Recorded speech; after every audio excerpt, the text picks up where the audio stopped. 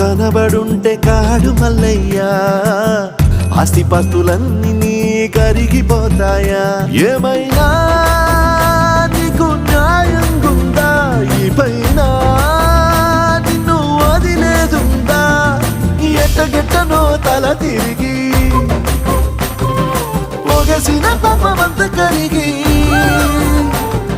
శివయ్యాని సిగముడిలా సిక్కుకుంటిరా బొమ్మని దిలించిన కసురుతూ కదిలించిన శూలముతో పొడిచిన